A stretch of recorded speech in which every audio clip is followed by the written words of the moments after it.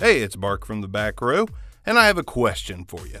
Do you want an unfair advantage to dominate your fantasy football league? Well, look no further and download Squad QL, the only mobile app you need to crush your friends and rivals this year. Squad QL recommends the best starting lineup for each week based on your starters, bench players, and free agent pool. You may ask, how does Squad QL actually do this? Well, the app connects directly with your Yahoo, ESPN, and CBS leagues, pulling in your actual roster and your league's scoring system. The app also provides waiver recommendations and player rankings each week, all based on your league's settings. Squad QL truly is your go-to app for this fantasy football season. So head to squadql.com to download Squad QL, your all-in-one fantasy football secretary. And remember, Squad QL is brought to you by the creators of RotoQL, the leading daily fantasy lineup optimizer trusted by over 100,000 DFS players. You can also download RotoQL for free for both Apple and Android. Take it from Bark, this is going to help you win in 2018.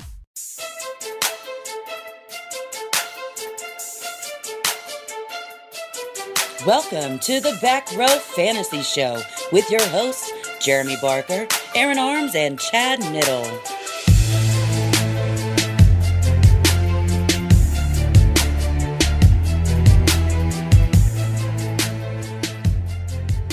Hey everybody, welcome to another episode of the Back Row Fantasy Show. It's me, Bark, and to my left is Arms.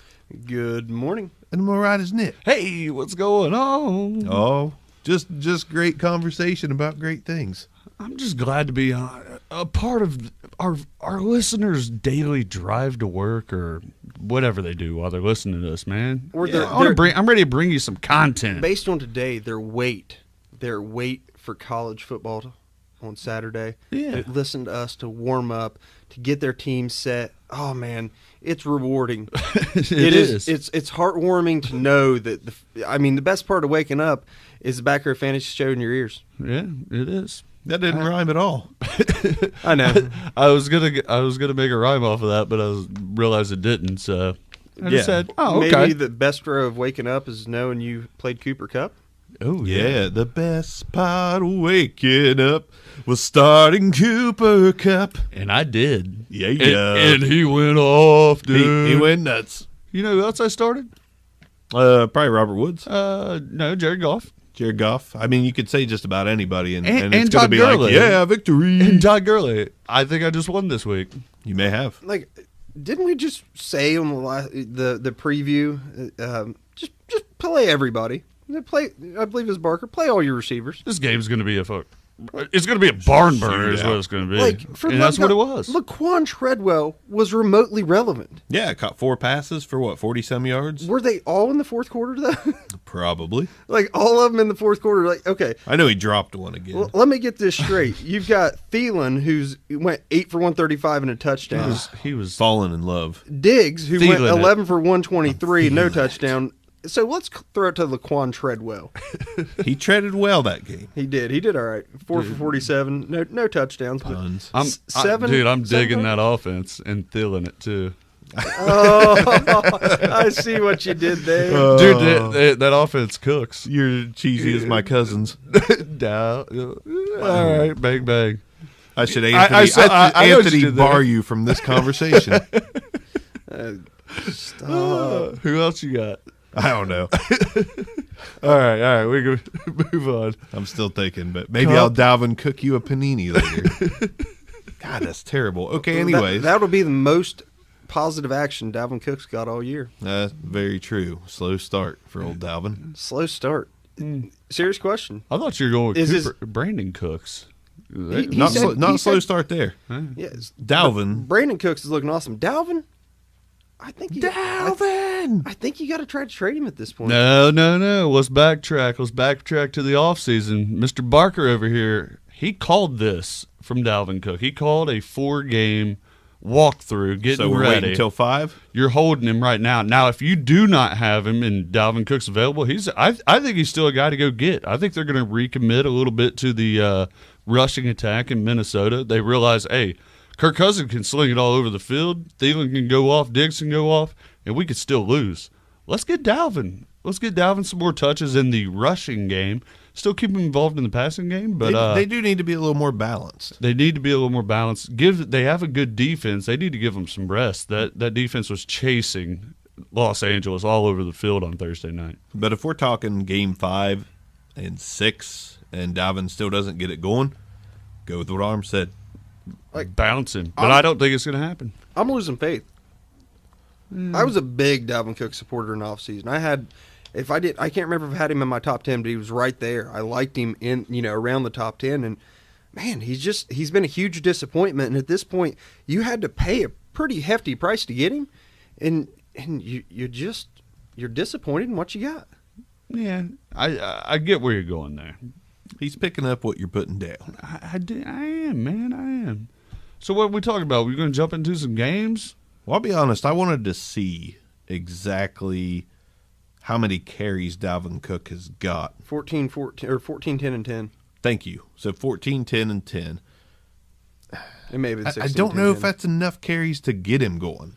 They've got to give him a 15 to 20 carry game to see if he's going to get stronger as he carries. Yeah. Like those 10-yard games are such a small sample size.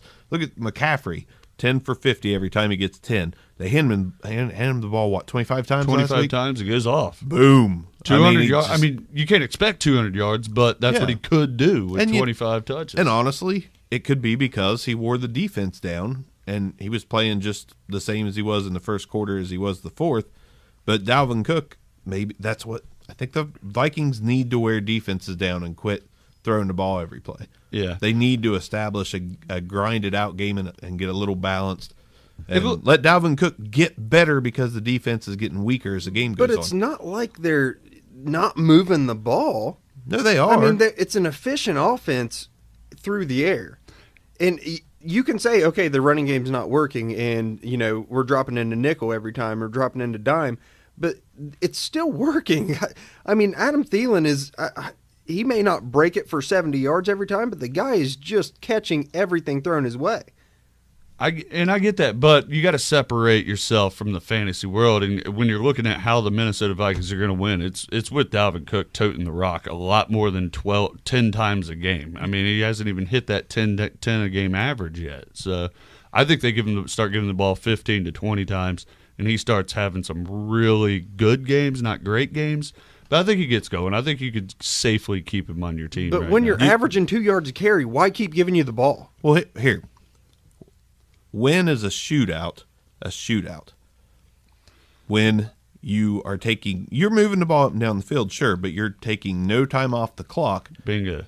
And you're also giving your opponent more opportunities on the field on offense.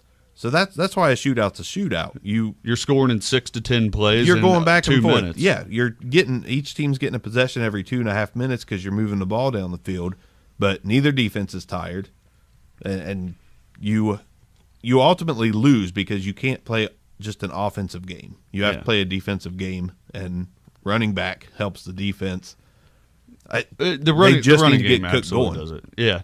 The reason the Rams came out ahead is because I think Todd Gurley was able to control possession, control the clock. They were able to turn around, give it to him, and he does Todd Gurley things. But Minnesota's a good offense. It's a very good offense. It's a great team. They just got to get Dalvin going, and to me, it's just committing to him. Yep, and if they match up with good offenses, this is going to be the result. So we'll probably see how good they are when they match up against lesser offenses. They've had quite a tough 4-game stretch.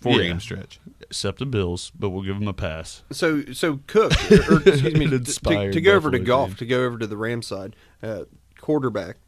I mean, 11 touchdowns, 4 games. Can we say he's a top 10 quarterback now? I think so. I mean, I believe it's been pretty established. Kirk Cousins, on that side, he's top 10 quarterback, and he's he's a quarterback that people love to poke fun at still, and I'm hoping this stops it. Like, people still like to be like, Jared Goff, he's not that good.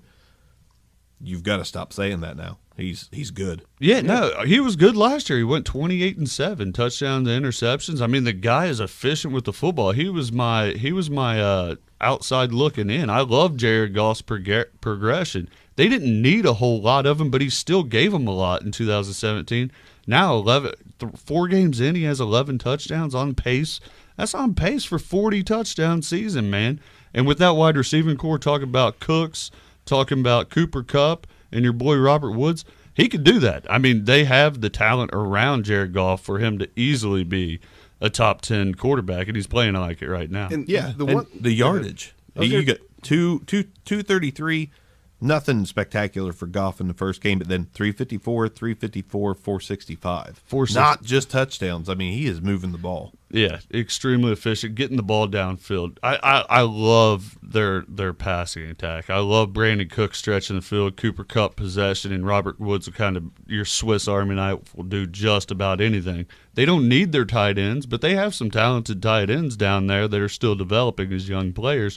But it's all around Todd Gurley, Jared Goff, that receiving core. It's a good Rams team. I mean, Jared Goff is doing this, it's not like he's throwing, bubble screens that are going 60 yards. Nah. He's not doing, the quick slant that's going, 60 yards. He's putting them 50 yards in the air on a dime, and Cooper Kupp walking into the end zone. I mean, he's putting the ball downfield and throwing receivers open. It's a beautiful thing. Is it too early to say right now it would be an amazing Super Bowl Chiefs-Rams?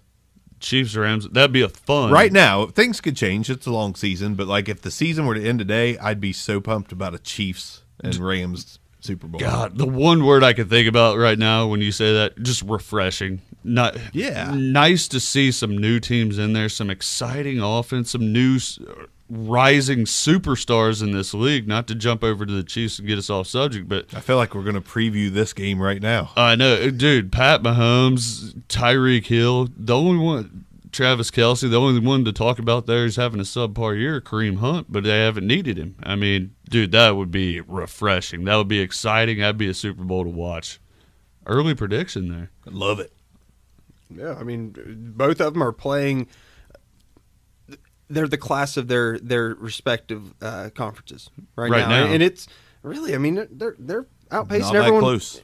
Yeah, I mean, you take what the Rams are doing, and I mean, they were 2 scores ahead in the fourth quarter on this Vikings team, and that's a pretty decent Vikings team. They're a very explosive Vikings team, and I'm pretty sure the Dolphins aren't going to beat the Chiefs. That's the next best team record-wise. Chiefs, Dolphins, and AFC. I'm pretty sure the Chiefs would kill the Dolphins. Throw you some Dolphins love in there. The Dolphins that's a fluky, easy schedule to start out with. Think so, I got to give you. I got to call your Dolphins out on there. Let's see what they're made of over the next 4 to 5 weeks, because they could end up being 4-4 by week 8. I'll give it to them. They're playing something new for Miami, and that's the game of speed. That's why they've got those receivers, Grant, Wilson, Stills. It's all speed. They're not that worried about Devontae Parker. Inside they want out. Speed. So yeah. I'm thinking they could still end up being a playoff team, like a 9-7 wild card. But I'm not ready to crown them, like Dennis Green would say. I'm not crowning the Dolphins. I'm not going to crown Adam Gase and the Dolphins at this point in the season. And you shouldn't. Because they still may not win their division. Right. I got them. I like them. I like their wild card chances. I mean, wild card, yes. Playing around with it, you're going to get the Jets twice. Should be able to win those two. I mean, you're already 3-0. I mean, their chances of making the playoffs is well above 50% right now if you go historically on 3-0 starts. So I'll give it to your Dolphins. Take it away. Give it a little back to them. I don't know. They'll give it away. They'll Red Hot Chili Pepper. They will give it away. Give it away now. Don't want to win no more. All right, so let's go fantasy football. Texans Colts is the first game on the docket to talk about fantasy players and potential shootout guys. Luck and Deshaun Watson, is that a thing? I'm not going to go potential shootout here. I like Deshaun Watson as a play. I'm not on the Andrew Luck. Not on the Andrew Luck bandwagon whatsoever. I think he's going to be up and down all year long. Deshaun's been down, had his breakout game week 3. I think it continues. It's still not a great Indianapolis Colts defense. And I think DeAndre Hopkins comes to play. Will Fuller's going to come to play. And as we said all season long, Lamar Miller, just a sneaky good running back play. I think he does it again. Has his average play, but a guy who you can play with confidence if you got a good running back one. See, I'm on board with that. I'm not upset with either quarterback play in this game, and I do. Fuller's connection with Deshaun's real. If anything, Nook looks a little bit out of place with Deshaun. It looks like he needs to have a Tom Savage throwing him the ball because it's like, I'm the only guy open. Of course, I think Fuller was hurt the biggest part of last year anyway. But Real quick, it looked terrible when I did it, but a trade I made last year was Nook, DeAndre Hopkins, for Adam Thielen and A.J. Green. And people were like, it's good, but You're killing that right turned now. A.J. Green into Diggs, so it's Diggs and Thielen versus Nook currently. And Nook's not even top 10 right now, is he? No. He's not even sniffing it, to be quite honest. And a It's lot of that goes kind of crazy. Kind of the credit goes to Will Fuller's emergence here, and that connection with Deshaun is real, and it's just taking target share away from DeAndre Hopkins. I like Will Fuller all season long going forward until further notice. Yeah, because until he gets hurt, basically. The defense is going to rotate to DeAndre Hopkins regardless if Will Fuller is a real NFL talent. Not elite talent, but he's a guy who's going to be open most of the game against the secondary corner / zone defense. He's able to settle down. Love Will Fuller all year long, and I've not been on his bandwagon since he came in the league. It's just he's finally healthy, and he's taking advantage of opportunity with double teams on Nook. Let's hope he stays healthy. the thing about Nook is you got to expect the touchdowns to start rolling in. I mean, he's catching 6 to 8 balls a game. Yeah. 75 plus yards every game. It's just, what you saw last year was a touchdown. It's got to start hitting, right? Oh yeah. Yeah. I wouldn't be worried if I was a Hopkins owner. I mean, Will Fuller, like you said, yeah, this might take some away from DeAndre Hopkins' overall totals if Fuller stays healthy, but I don't expect it to be significant. And you're not necessarily disappointed with what he's done so far. He's averaging 17, 18 points a game right now. That's still elite productions. He's top 20. It's just he hasn't had that hugely, wildly successful game like Mike Evans has, like Juju Schuster-Smith's had, like some of the guys ahead of him. I think he's going to have a breakout game. I think it's this week, to be honest. I do not like the Colts defense, to jump back on the game itself. Don't like the Colts defense whatsoever. There's not a shutdown corner in there. I think he feasts. He might be a play in a DFS. Spend your money on him. I'm with you. But is there anyone on the Colts that we do play? I mean, obviously we're going to play Luck and T.Y. Hilton, and maybe. Darius Leonard. I mean, but T.Y. Hilton at this point is a borderline wide receiver 3. He's a 2-3 at this guy. He scored okay this season so far. He's been all right. He's been all right. Not elite. He's 26 in most formats. I mean, he's putting up numbers. He's got a connection there. Ryan Grant is not a threat. Ryan Grant's put up a few numbers, but last week he had 2 receptions with a touchdown. That's the only thing he did last week. If T.Y. starts getting the ball in red zone opportunities, he's going to start coming up the board, but I still have him around 20 finishing overall. You have to play him. I'm staying away from Luck. I'm staying away from the running back situation. I will play Ebron though this week with Doyle being out. I mean, I think that's he likes to spread it between the two of them. And if it's all going to focus on Ebron could have a pretty decent game. I'm not saying 8 catches for 100 yards, but I think he's going to have a decent game. Yeah, and his targets have done nothing but go up each game, and the red zone targets are there. Ebron's just not coming down with them. 11 targets last game, and another week without Doyle, I think you could chalk another 11 at least in a game where they're probably going to be playing from behind. But Ebron's a great play. I think he's the only guy on the team, skill position-wise, over 6 foot tall, other than Andrew Luck. Yeah. I mean, defensively, though, you mentioned Darius Leonard. Must play at this point. Top 5 linebacker. Number 1. You cannot sit him ever. Number right 1 linebacker. Well, I wasn't saying he wasn't number 1. He should finish top 5. I think by the he end of the year. qualifies for number 1 tight end if you put his numbers up against tight ends. He's this year. close. Dude, he's an absolute monster freak. Clayton Gathers has been extremely consistent this year out of the safety position. And a guy, the question about Gathers is he is questionable this week. He may not play. I know He he's is, hurt, but so far, man, he's been Nick called that one. Dude, I love Clayton Geathers. One guy to keep your eye on the defensive line for the Colts. They're trying to shuffle in this. Marcus Hunt has been a beast. Marcus Hunt has been a monster, and he 6'8" guy, very Calais Campbell-like size, 6'8", well over 300 pounds, but he plays the defensive end spot, so he's leaning on some tackles. He's bull rushing some tackles. He's always around the running back, and he can get to the quarterback occasionally. Marcus Hunt, Marcus. Keep that name. He's probably a free agent in a lot of leagues. Go get it. G in there. He's already got 2 or 3 sacks so far this year, and he's currently, I think, 7th or 8th at the defensive tackle at defensive end and defensive tackle. Yep. So that's solid. Let's talk Bills Packers. Bills? The resurgent Josh Allen led Bills. You mean Michael Vick 2.0? Michael Vick 2.0, leaping bars every day. Dude, I'm not jumping on that. Not taking your bait there. I'm not playing Josh Allen. I'm not playing anyone on that offense again. You say Charles Clay. I say I'll go some other way. Like I do not like that offense. Lyrical genius. Now LaShawn McCoy's talking a lot of game right now. I notice. I mean, he is talking like he's I'm gonna play hurt and go off. I believe it when I see it, man. I'll believe it when I see it. You're coming off a great win against a good Vikings team, but I think that was an inspired game. They're going to come back to earth a little bit, not playing any of the Buffalo Bills. But I still play Allen because of the rushing. Come on now. I'm serious. It's that high floor. You like this? He's got the high floor because he's all got the rushing. high floor. He's not going to have 2 rushing touchdowns every game, Barker. It's not just that.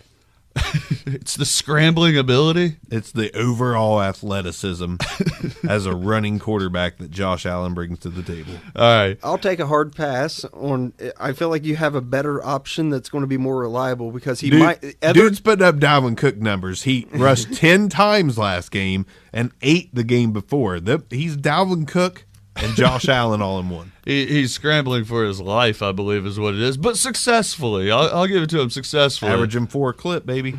Man, which is better than Dalvin Cook. Yes. Usually when you announce the games, I pop up the depth chart. I didn't even do that for the Bills. I was like, I'm just not playing any of them. I know the guys who are on the team. That's good enough. You don't know Ray McLeod? I'm not playing Zay Jones. I'm not playing Ray McLeod. I'm not playing Calvin. By the way, Calvin Benjamin is just horrible. He's terrible. He is a terrible wide receiver. The Panthers absolutely killed it on that trade. Yes, they did.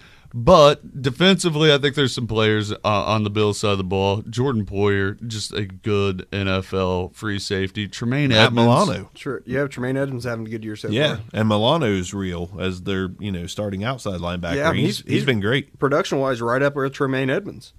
Indeed. Packers. It's Randall Cobb is questionable. So Geronimo Allison, biggest game of the year for him. Well, DFS play for sure. You're going to get him cheap. And now, if you got him on a deep dynasty team, a deep redraft league, man, play him.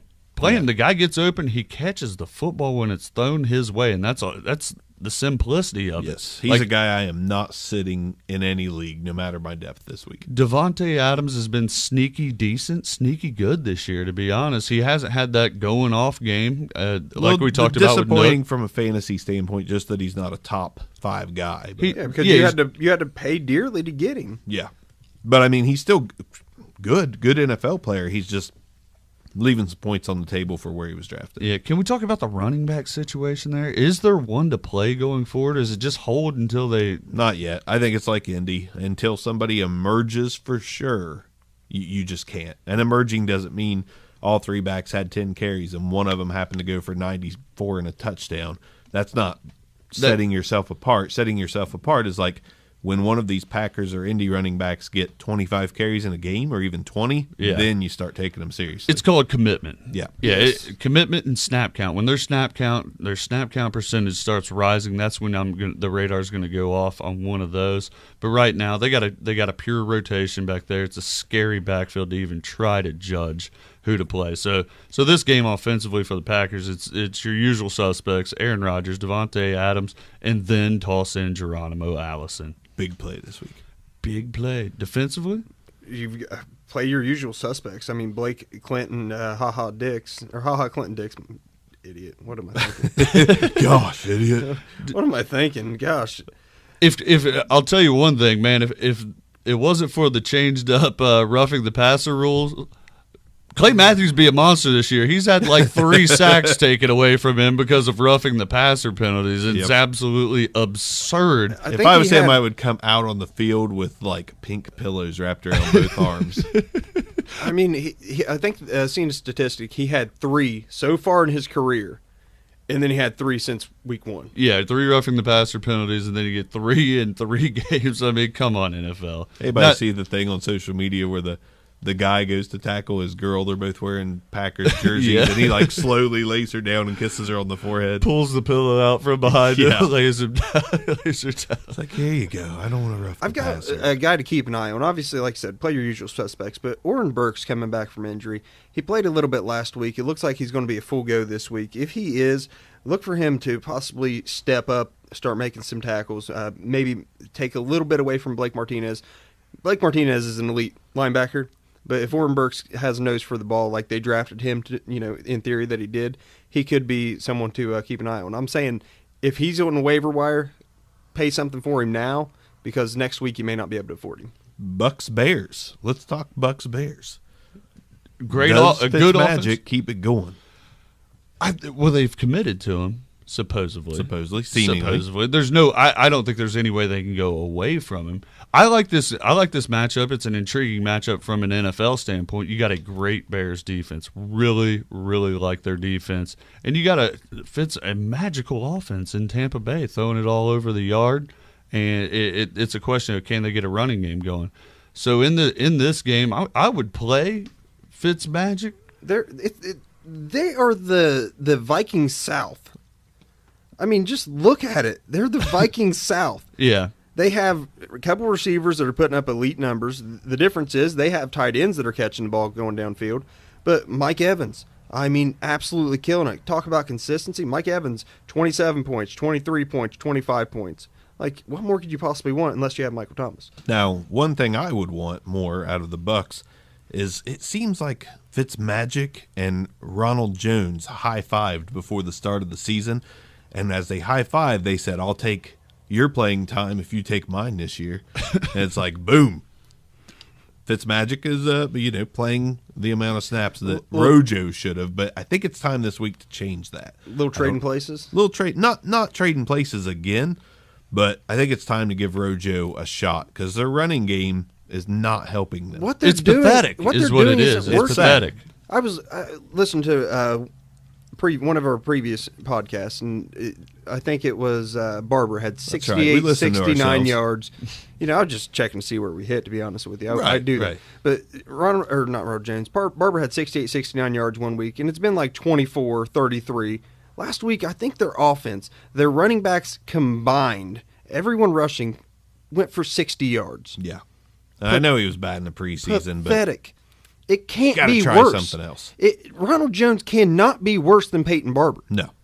No. Now, Deshaun Jackson, you talk about the consistency of Mike Evans. If you played Deshaun Jackson last week, you got burnt a little bit. You're He going had to a get couple- burnt. I mean, that's fluky. This season for him so far is fluky. I have always called Deshaun Jackson a fantasy cancer on a team. Like, he will win you a week by itself. You have to play him. Especially early in his career. But if he's on your team, you have to play him. He'll single-handedly lose you a game. He'll put up a 2-point game. And those He'll are put the up kind of guys you're dying to trade. Like, but look what he did 2 weeks ago. Come on, buddy, take it. But the problem is, you play him those first 2 weeks, and you're like, yes, he's untradeable. What do you give me? You give me Michael Thomas? You give me Adam Thielen? And then everyone's like, I can't. I'll give you like Corey Davis in a second. No, I can't take it. You're killing to get Corey Davis in a second right now Yeah. for him after 6 points. Yeah, he goes for 6, but he had some magical games. I don't see this game. I say I'll play Fitzmagic. He's going to put up solid numbers in this game, but he's also going to have a ton of pressure on him from that Bears Yes. defense. I think they have trouble stretching the ball to Deshaun Jackson. Deshaun Jackson is a do not play for me this week. Mike Evans is still going to feast in that role of he's going to get his deep threat every now and again, but he is their consistent over the middle receiver. I really like Mike Evans in this game. Him and Fitzmagic's the only ones I'm playing for Tampa Bay. I'm with you. Until I flip over to the defense. JPP, like JPP to get to Trubisky once, maybe twice this game. Not saying a monster game, but I'm going to get to him. Quan Alexander, Levante David, they're monsters. Justin Evans putting together a heck of a year too. Yeah. I mean he's just showing up from that safety spot, currently performing in the top 10. I mean, that's someone that you didn't have. There wasn't a lot of love for him in the offseason. If he's out there, if he's available, pick him up. He still doesn't have that huge name recognition. That is a great IDP play going forward. IDP wise, I suspect he's going to be in the top 10 at the year end just due to the tackles. But you know that Bears offense with Jordan Howard, Tariq Cohen trying to protect Trubisky is going to run the ball and try to own the clock, own possession in this game. That's why Quan Alexander and Levante David are absolute must plays. Justin Evans on the back end kicking in tackles. And just like that's the reason that Jordan Howard is a must play this week. Jordan Howard is absolute must play. I like Allen Robinson to get a few looks. He hasn't gone off either, but he's borderline wide receiver 3. I think they're gonna have to throw the ball eventually, and I see Allen Robinson, Tariq Cohen being the ones that are going to get them moving offensively on that side of the ball. Staying away from Mitchell Trubisky right now. I like Charles Nagy as a offensive-minded coach, but I think he realizes the strength of the Bears lies with Roquan, Khalil, Akeem Hicks in that defense. But what's the best thing you can provide your defense? Ball control offense. And that's where Jordan Howard comes in to be big, because nobody's stretching the field. Nobody's getting open deep. Not right now. I mean, Trubisky's not really getting it to him. Well, yeah, I mean, it's Trubisky's a throwing perfect storm move. 200-ish yards a game. That's pathetic. Like, you know, In today's NFL, yeah. you heck need yeah. more than that, because Jordan Howard, as much as I like him, I think he's a fine play. Generally finishes around 10, you know, in overall running back production. But he's not enough to carry that offense. Yeah. Now, Mitchell Trubisky, the problem I see with him mechanically right now on the deep throws, he's just not settling his feet a whole lot. He's been good on short throws, getting it out on Allen Robinson on some slants, getting it to Tariq Cohen in the flats, things like that. But he's just not settling his feet on these downfield throws to Taylor Gabriel. It's going to take a lot on tape for me to make Mitchell Trubisky a play this week. There's going no play. Sit him. No, I Sit agree. him. Go with Josh Rosen. Ooh, we'll get to him in a minute. Dolphins Patriots. This is of course this is a game that a lot of folks are saying like this is the Dolphins got them. The Dolphins got their number. Just like everyone predicted. One team's No. 3-0. One team's struggling mightily. On offense. But wasn't who we thought it was going to be. You know? Definite role reversal here, man. The New England Patriots, Bill Belichick's got to figure it out. Is he gonna? Absolutely. He's Bill Yeah, he Belichick will. and Tom Brady. They're gonna figure it out. However, I don't think it's this game, man. I do not think it's this game. I'm gonna make a bold prediction here. Rob Gronkowski is not gonna be a top 10 play this week. They're going to rotate Rashad Jones in a combination of those linebackers with Kiko on him all game long. Yep. Maybe rotate a corner, their best corner in, and still play Rashad over the top, man. Get out of my head, Nick. They are absolutely – the Dolphins are going to play to take Rob Gronkowski out of the game. It's going to frustrate Brady. Chris Hogan might have a decent game, but I'm not banking on it. Can I say it for the first time in a while? I might not play any Patriots this game. I'm not lying, man. Gronkowski is like the 8th best tight end right now. Like, that is just insanity to think that. He's only got 1 touchdown on the year. He's only got 13 catches on the year, 189 total yards. Like, you don't expect that. You expect that to be like week 2. Well, if Josh Gordon plays, does that change anything? If Josh Gordon plays, to me, it does change a little bit, because I think that tips the scales in the favor of the Patriots. But as of right now, with Kenny Stills' emergence, with, you know, you've got Albert Wilson who's lightning. Like, you get the ball in his hand, he plays 5 snaps and he gets a touchdown. Like, it's just insanity. The defense to, you know, Kiko Alonso, one of the league leaders in tackles. I mean, you're looking at good coverage backer too. Yeah, I mean, you're looking at it's weird to say it out loud, but I mean, they're not even thinking about playing Devontae Parker at this point. You know, you're looking at He got some snaps last week, but I hope that changes. You're looking at a Miami Dolphins team that is they're emerging. They're doing much better than everyone anticipated. They are playing with a chip on their shoulder. I do think they have had a weak schedule so far, but I don't think it got any harder. No. And Josh, thanks for leading into the Josh Gordon thing. That's why I was trying to set that up with the will Bill Belichick and Tom Brady figure it out? Yes, and it's going to go through Josh Gordon being their field stretcher, their outside threat to take some pressure off of Rob Gronkowski. They're just not going to be able to insert him week 4, really week 1 for the guy with this offense. We're literally in week 1 of practicing with this offense in Josh Gordon. So he's not going to have an impact, a monstrous impact in this game. He's going to get rotated in, just get a feel for the offense and all that. And But he's down the questionable. line, He's Down the line. still questionable with the hamstring. Gronk's questionable with the hamstring. Like this Patriots team is just still not at full strength. Rex Burkhead just went on the IR. So we're finally going to see what might be what Sony Michel has an opportunity to prove. Yeah. As a true lead back most of the carries. I think they figure a way to pull this out against the Dolphins. The Patriots do.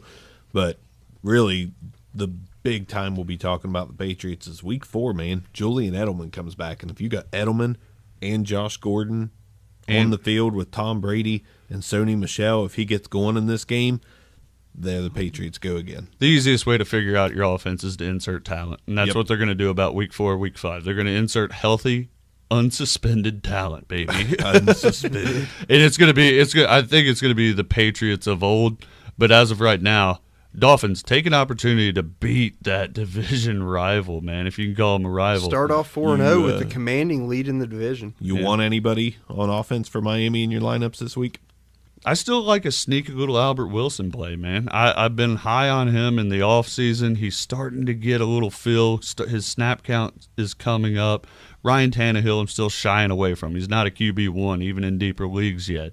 Frank Gore, Kenyon Drake, I do not like that combination. But I like Drake this week. I think this is a breakout week yeah, for Drake. I don't like the combination. I like Drake more. I'll let Drake play this week, but I'm not high on him especially.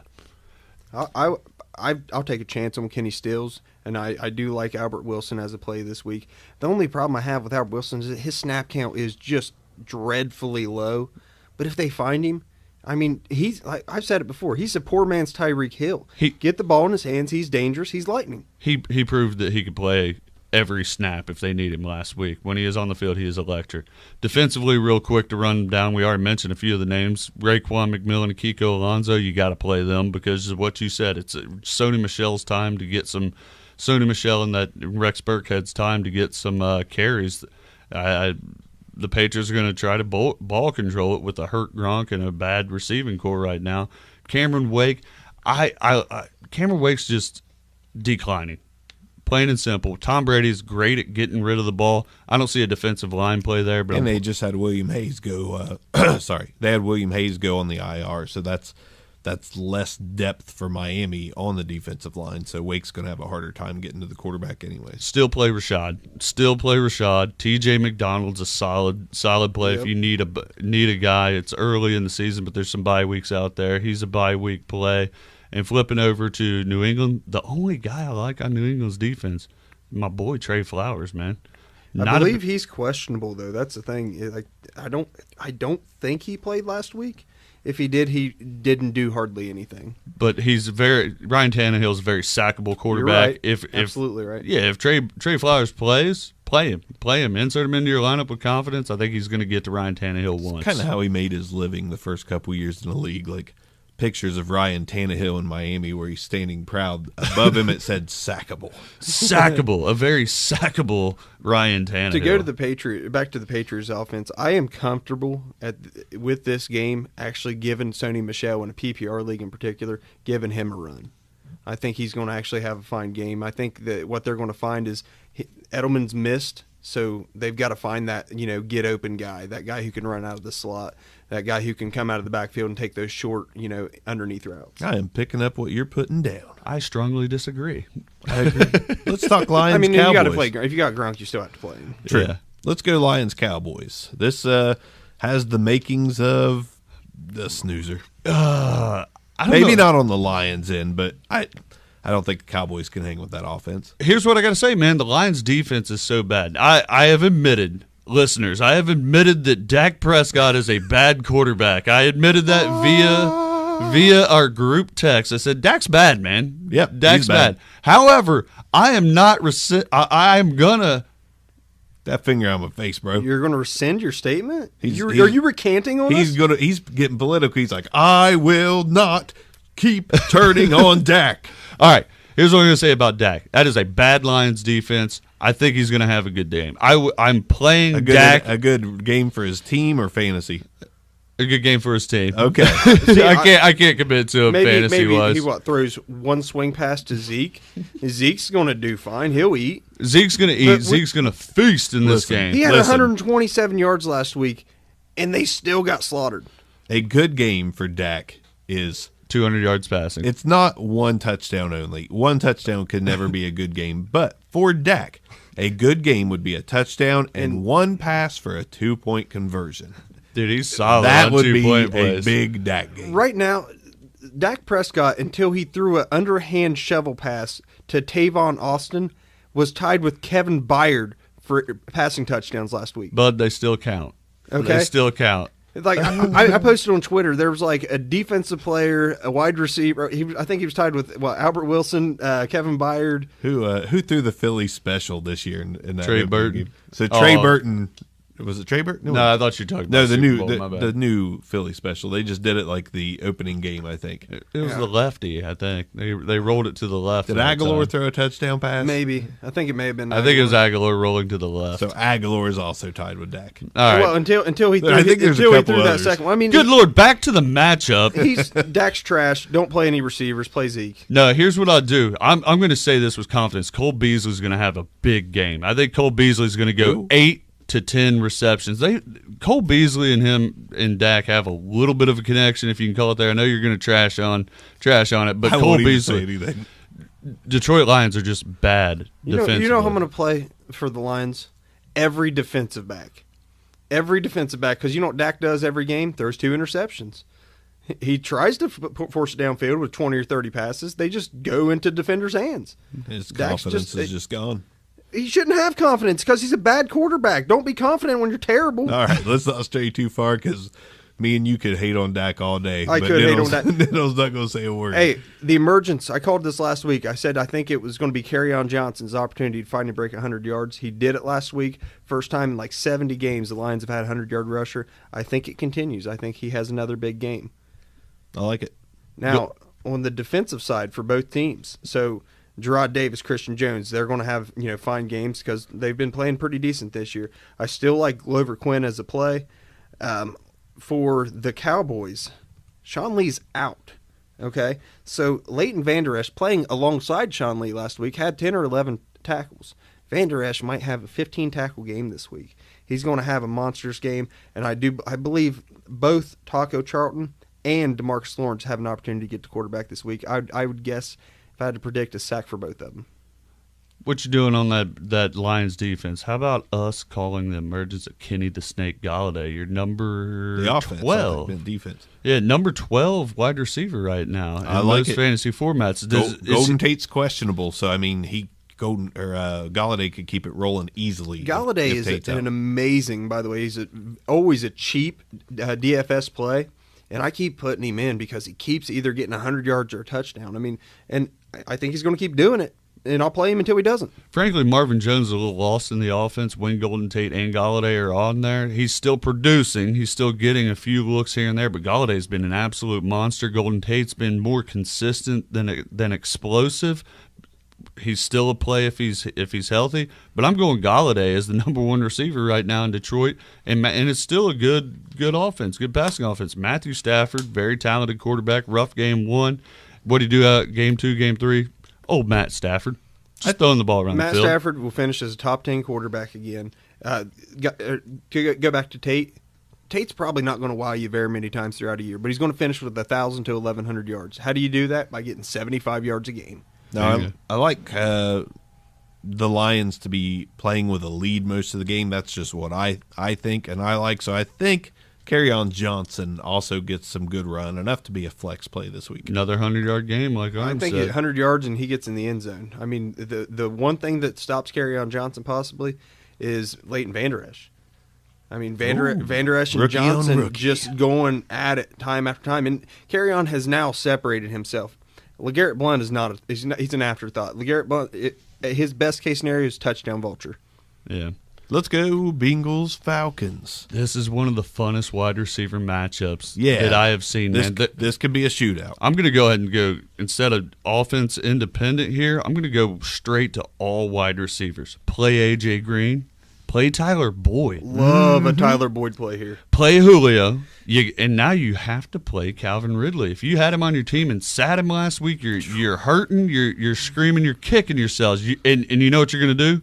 Go back and listen to Brian Hucks because he called it. I was going to say you're going to play Calvin Ridley every week remaining of the year, but this is an absolute electric matchup wide receiver wise.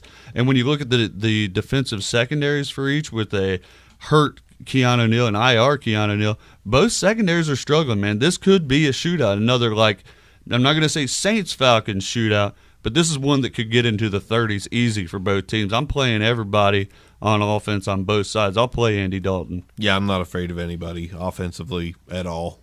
Even Gio. You can play Gio. Gio will be fine. I'll tend to steer a little bit away from Gio if in non-PPR formats. In the PPR format, I think he'll be fine. I just don't think he gets it going on the ground. He'll get a few receptions, 50 yards in the air, but I don't think he's getting it going on the ground. Give us a quick little Joe Mixon and Devontae Freeman update, Arms. Both of them are close, aren't they? Both of them are out this week, but it looks like they both may be available next game played. Gotta love that Gio call, Barker, and Tevin Coleman's just an absolute direct replacement for Devontae Freeman. If you got lucky enough to have Tevin Coleman, he's playable this week. Both offenses. This is just gonna be a wild one. Absolutely. So, real quick, I know you said cut ties with John Ross. John Ross is absolutely droppable. Yeah. Just like take a chance on anyone else. John Ross is not going to be a thing. And if he blows up one week, don't expect it again. No. He's just not. He doesn't. He's fast, but he ain't shifty. Yeah, he's not Deshaun Jackson though. You know what I mean? Like he's not getting open. Like they're seeing it coming, and he's just not getting open. Why look for him when he's covered? It's the A.J. Green, Tyler Boyd show all day long. Are there playable defenders in this game? I mean, absolutely. Nick Vigil. I mean, you got to play Nick Vigil because he's one of the leading tacklers in the league right now. He's putting up a monstrous year. Jesse Bates is having a good year as well. So to me, both of them are definite plays. Is Preston Brown going to play? Is he not? I don't know at this point. I know he's still questionable. If he's not, Hardy Nickerson was a fine play last week. If Brown's back, Brown is, or insert him in your starting lineup. Expect that 7 to 8 tackles he brings you every week. Defensive line, I'm staying away with from both squads. Even though I like that Bengals defensive line, but they're more of a rotation. And frankly, this is where it's going to be a shootout. Matt Ryan gets rid of the ball extremely well. Yes. I'm not sure if they get to him much more than once this game, and it might be a Geno Atkins inside pass rush, something like that. So I'd stay away from any defensive lineman for the Bengals or the Falcons in this game. I'll take a chance on Vic Beasley, though. He's putting up a couple sacks already this year. Beasley will be an all right play. Andy Dalton, we know every now and again he has decision-making issues. Yeah. Andy Dalton always reverts back to Andy Dalton eventually. The problem with Dalton in a defensive line matchup is usually Andy Dalton's bad decisions, he's actually thrown the ball rather than held on to it. So it's more of a secondary feasting. And right now, Falcons-wise, I don't see anyone in their secondary that I could play with confidence, trust, all that. DeMonte Kazee, the replacement for Keanu Neal, keep an eye on him in IDP leagues because he's playing that spot, but he's not the elite talent, the elite athlete that Keanu Neal is. I'm going to go devil's advocate real quick and say I like the defensive linemen on both sides, especially if Tack McKinley plays. But if Tack plays, I like Tack, and I like all Bengals defensive linemen, both defensive ends. And reason being, potential for a shootout. These defensive linemen are going to have a ton of opportunities to get to a quarterback dropping back to throw. If you're going to play a defensive tackle, this week might be the week to play Geno Atkins. Geno. I called him on the inside. That's my sack guy. Going right up the gut. And he just seems to do it every year. He's a disruptor. He's relentless is what he is. Yeah, the dude's got a motor that doesn't quit. Going over to the linebackers, whenever Deion Jones went out, you thought you lost all hope in Falcons linebackers. But don't look now. Duke Riley, Devondre Campbell, both having good years. And if I'm not mistaken, I believe Brian Poole actually had a good game last week as well. So 3 linebackers were very playable for the Falcons last week. To me, I'm going to stick with Riley and Campbell and, kind of wash it there. Let's go Jets-Jags. The game of the no, it's not. It's not the game of the week. It's the battle of the Jays, though. That's an excellent analysis. Battle of the there. J teams. This one, I'm having a hard time figuring out what's going to happen, trying to predict what's happened. To me, I'm going to shy more Is this on going to a be defensive. Bills Vikings part 2, and the Jets pull one off?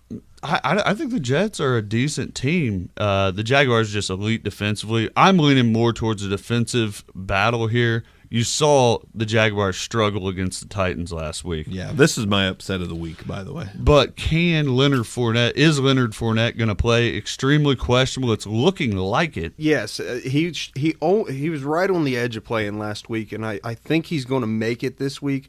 I believe he's been A couple late week practices. Been actually participating in practice towards the end of the week. If he's there, he's definitely a play. Yeah, he's definitely a play. You have to go with a healthy Leonard Fournette, and he helps Blake Bortles, and he's going to help Keelan Cole. Leonard Fournette plays. I'm still going defensive battle. Blake Bortles not playable. I'm a Keelan Cole truther now, Barker. I love Keelan Cole. I think he's going to get his opportunities to make an impact in this game. Keelan Cole, give me 80 yards, give me 5 catches, possible touchdown, but absolutely playable in this game. Now we can switch back, but I gotta get it out there. I think the Jets catch the Jags off guard in this one, and I think Sam Darnold is playable in DFS and Superflex. That sounds crazy against the defense like the Jags. The best defense in the league. Best defense in the league, but call it the old gut. The old take it to the Bark Bank. Sam Darnold is going to have a good game, look like the quarterback he was in week 1, and the Jets pull one off. He'll be playable in 16-team Superflexes, yes. When you play 2 quarterbacks and there's 16 teams, yes. He's he's not a DFS 12-team Superflex. You can't. The play on the Jets side of the ball is Quincy Enunwa. Enunwa's putting together a good year, particularly from a PPR standpoint.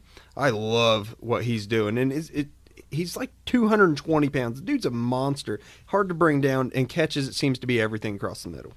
The thing about Enunwa is he's got Sam Darnold. Sam Darnold has struggled in the last 2 games. It's not going to get better for the Jaguars against the Jaguars. To me, 17-9. I'm kind of zoning in on this game now that I'm talking about it a little bit more. 17-9 Jaguars. Jets never really sniff a touchdown opportunity. Enunwa was just going to play in that early 30s overall wide receiver. I don't think he's a play. I don't think Robbie Anderson's a play. I'd stay away from everyone on the Jets offense because I don't think they're going to sniff the end zone in this one. Okay. Oh, they're going to sniff it. 9-6 again. Jaguars lose 9-6. I feel like I'm back-to-back weeks, but in Barker's eyes. I feel like the Jets have their back to their end zone more than they have their nose to the other end zone. Absolutely. Flip over defensively. Deron Lee has been impressive, man. At least fantasy-wise. He's been impressive. I think he's going to get a whole lot of Leonard Fournette in his face, whole lot of tackle opportunities. That said, Jamal Adams is another good play. Defensive line, I stay away from all Jets. I'm not a Jets defensive line fan whatsoever. No. Agreed. But opposite on the Jaguars side of the ball, Calais Campbell, when healthy, is a top 5 defensive end. Play him this week against Sam Darnold. He gets twice. He gets to the quarterback twice this week. And then Miles Jack, Telvin Smith, got to play him. Barry Church. I'll tee up a Tayshaun Gibson for an interception this game. I'll tell you what I'm staying away from because he just hasn't done anything. Stay away from Yannick right now. Whoa. He's my boy. I love Yannick, but, man, until you start putting it together, I can't put you back on the field. When Arm says he loves Yannick, he means it. He loves Yannick. I mean, like if I had to play one other than Calais, it's probably going to be Malik Jackson. I just can't. Yannick's just not getting he's getting pressure. He's just not getting to the quarterback. And they're kind of rotate. They're doing even a heavier rotation this year too, because Dante Fowler is getting some of the snaps that Yannick was getting. That rotation's getting heavier every year. Yeah, but it's like Yannick was a very 25% snap count guy last year. He was just coming in fresh and getting to it. And this year, I don't know whether it's playing more snaps is wearing him down. And, he's getting wore down against a, fresh offensive line. I don't know what it is, but there's something off about him right now. What's off is just that snap count, man. They are rotating them, but Calais Campbell's the rock that stays on the field. He's your play on the defensive line in this game. What about Jags linebackers? I think we've got to play some of them. Oh yeah, Telvin and Miles always playable. Like you said, you draft them that high, you got to play them. But I think the Jets, Isaiah Crowell's not been horrible, that terribly bad. He's going to get his opportunities in this game as well. Very. Ryan Tannehill, sackable. Isaiah Crowell, very tackleable. He is a tackleable running back, and I think Miles Jack, Telvin Smith going to feast in this game if the Jets try to establish a running game, which they basically have to do. Yes. Because they're going to have pressure from the defensive ends in the passing game all game long. Isaiah Crowell is going to get his opportunities. My line on him, 60 yards. That's big for me, giving Isaiah Crowell 60 yards. 22 carries. 22 yards. carries, baby. 22 carries, 60 yards. Give There me we go. about a little shade under 3 a pop for him. But that's 22 tackle opportunities. Between him and Bilal Powell, both of them are Blau pow. they're inferior athletes to what Jacksonville has at linebacker. Jacksonville has better running backs playing linebacker than the Jets have running backs, all right? Yeah. That's how I'm going to place that.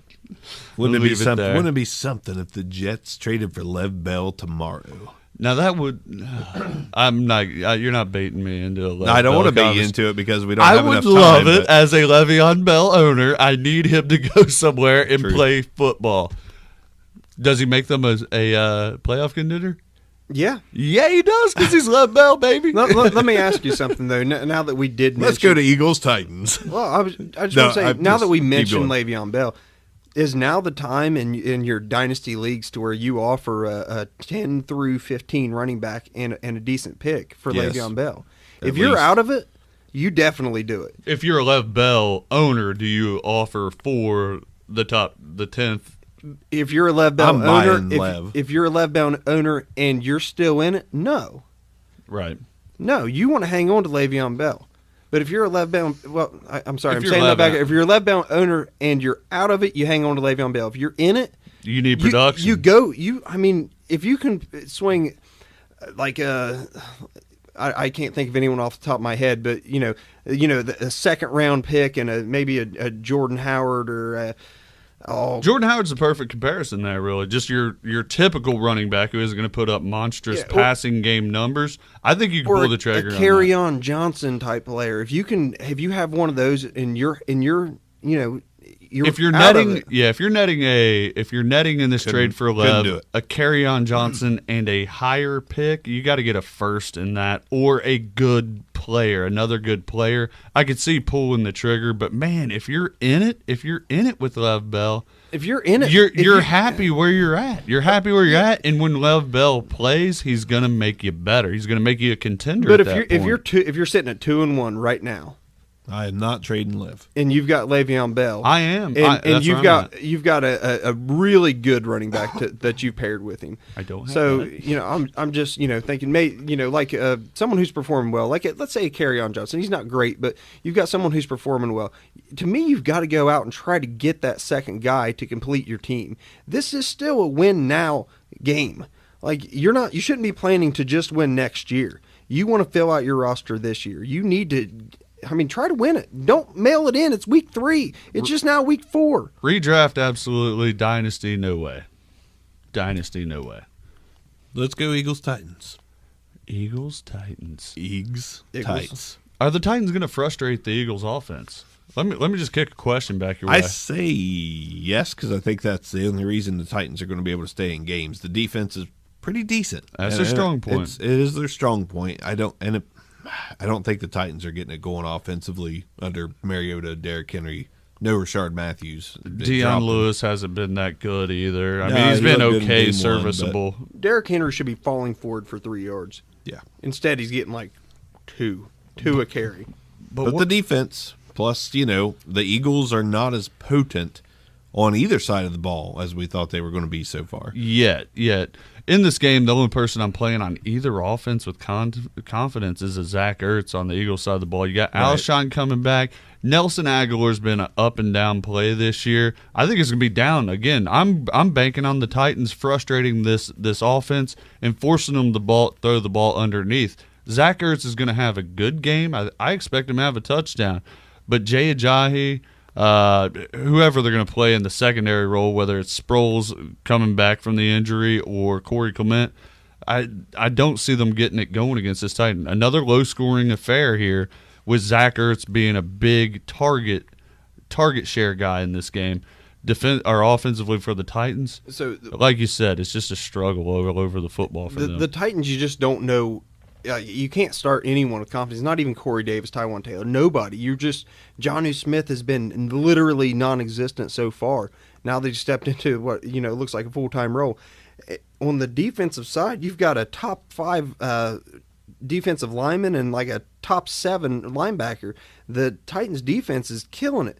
So to me, I think that the Eagles are going to have to start passing because I'm not sure they can really run, and that bodes well for Corey Clement.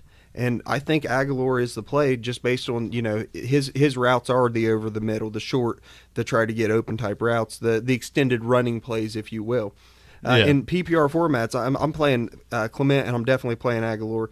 I want to see Alshon, play healthy for a couple weeks or have a decent game before I'm ready to insert him into my starting lineup. As an Alshon owner in every league that I'm in, yes, I said that, I'm still not playing him even if he is, quote-unquote, the starter in this game. I'm going to wait and see one more week on Alshon, let him get his his playing legs back against a team that isn't as good in the secondary as the Tennessee Titans.